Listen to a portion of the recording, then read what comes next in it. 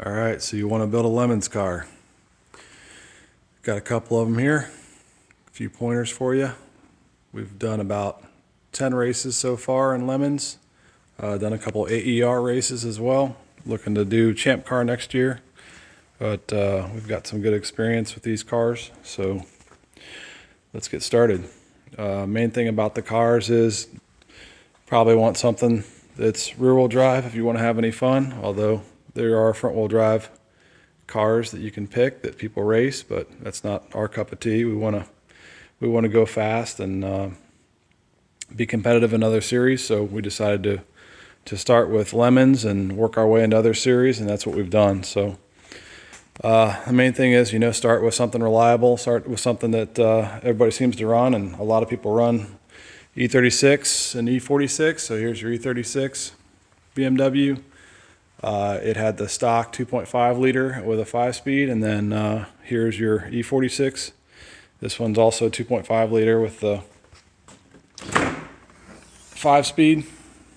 We kept it all stock for the most part so far. A lot of guys will throw cams in them and tuning and all that good stuff, but we've kept it stock so far and been able to do pretty well just by keeping it reliable and keeping it stock. So certainly not the fastest car out there, especially in AER. We're toward the slow end of the field in AER, but as far as Lemons goes, we're at the top end of the field in terms of lap times and things like that.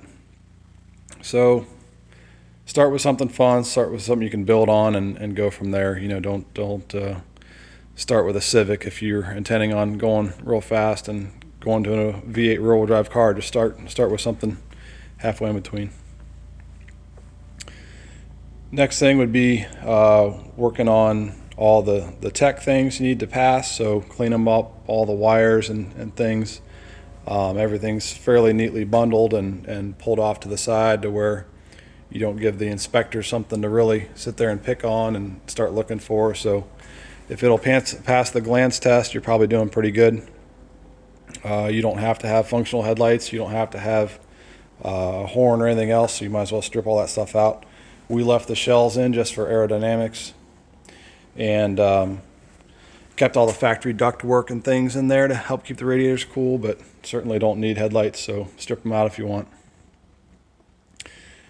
You got to have marked toe points, which that's a factory tow bar or tow hook, factory point, so that's easy to do. We blocked off some of the air inlets for aero purposes, and then made some brake duct coolers. You'll need those. Endurance racing is really hard on brakes. You can try to get by with stock type brakes, but you'll be regretting it. You'll be swapping pads every night at the race. So just go ahead and get good pads, ST43s or some of the other endurance type pads that are known to be good. Biggest pain in the ass is the cage. Everything about the cage is difficult. Everything about it takes time. Everything about it takes money. This particular cage is a roll cage components. It fits really, really well. It's tucked up in there about as tight as you can get it. It fits even better on the E46. It's got a little bit of, the E36. It's got a little bit of crown. We fabricated this ourselves based on a roll cage components kit. Did our own welding. That saved us a ton of money. You can email the tech inspector at Lemons, and once you review all the things, you can send them pictures and make sure that you're on the right track. You don't want to have any surprises there.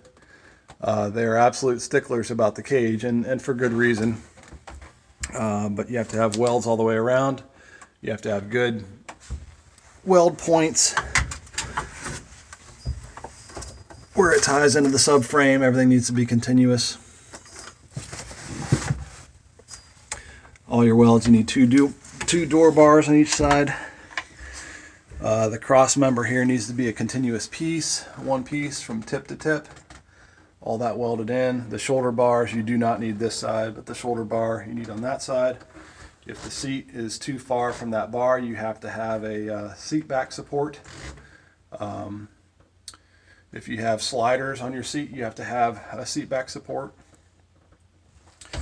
This needs to be tied into the rear structure of the car. So you can see what we did there. Tying that into the back. You have to be careful. In some series, they don't let you tie it into the shock towers. So you basically need to read the rule sets for each series you want to do. If it's Champ Car, if it's Lemons or WRL or whatever, you got to check and make sure you're abiding by all the rules, because they will call you on it. Next thing you need is a racing seat. So this is a used Sparco. It's a FIA certified seat. You do not need FIA certified, but get a good seat.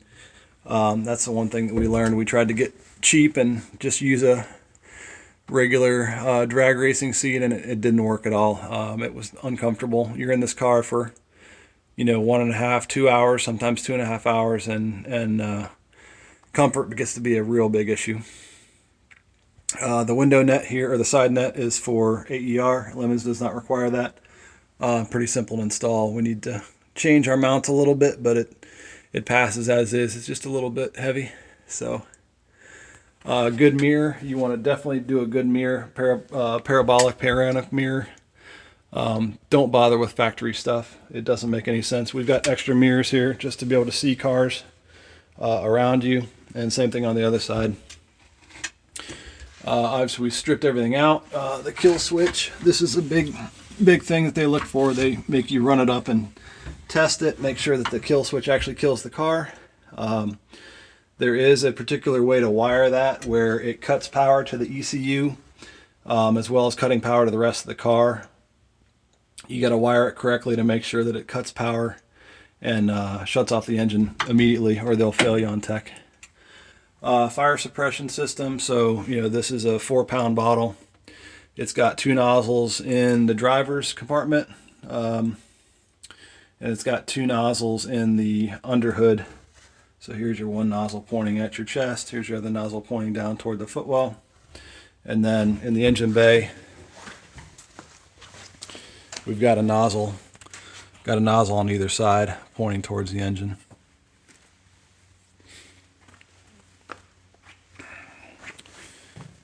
You need to make sure that the brakes all work. In terms of the brake lights, they will check those.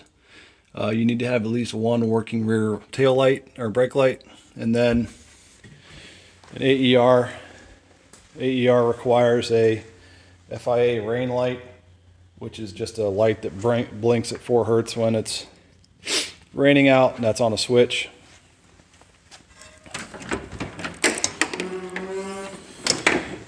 Need to make sure that the battery is well secured. So this is the factory battery mount. All the connections are covered. There's no positive connections that are exposed. They'll check all that. This is our cool seat version. We're cheap, so we don't buy the name brand cool shirt stuff. It's too expensive, so we just run tubing with an aquarium pump. Up here runs cold water through the series of tubes. We stole that from an idea from a Midwest team, and it works really, really well. It's way cheaper than buying a bunch of high dollar